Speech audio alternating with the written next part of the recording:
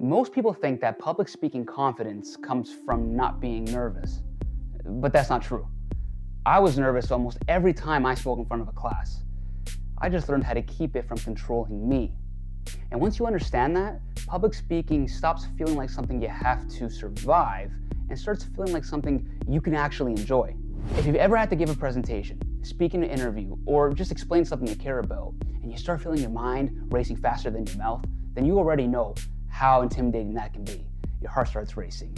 You think about how you sound, and you wonder if people can tell you're nervous.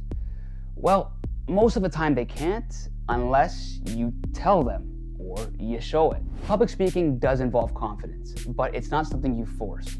It's something that shows up when you're clear about what you're saying. When you understand your message and truly believe in it, you don't have to memorize every word. You just have to know where you're going. And that shift alone removes a massive amount of pressure, because now you're not trying to perform. You're just simply explaining what you already understand. In school, I took a class called Presentations Persuasion. Every speech had a strict 2-minute time limit. Not around 2 minutes, I'm talking like 2 minutes on the dot. So if you went over, points off. And if you went under, well, guess what? Points off. Needless to say, I practiced a lot, but not by memorizing my scripts. Instead, I understood my key points well enough to say them naturally when it came time to presenting. I remember this one speech actually where after the first sentence, my mind drew completely blank.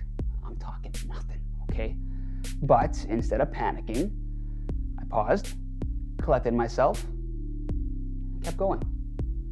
In fact, that pause didn't hurt my presentation. It actually helped it because it allowed me to remain grounded, it fixed my pacing, and it helped me reach, almost reach the exact 2-minute mark, because no one's perfect here, but it helped.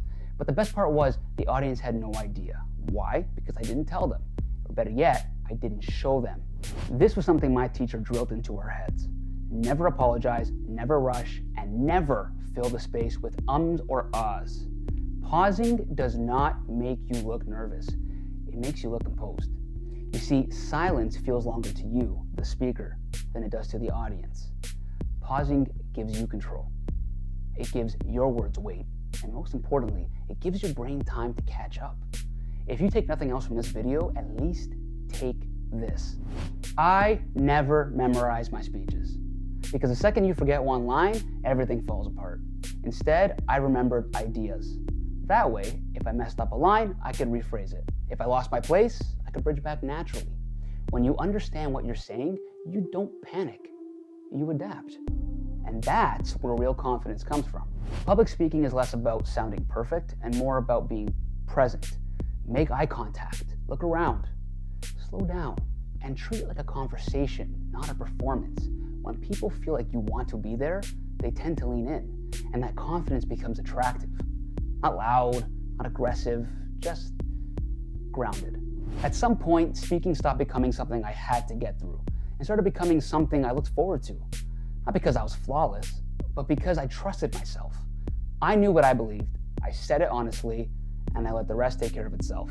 If it resonated, great. If it didn't, what are you gonna do?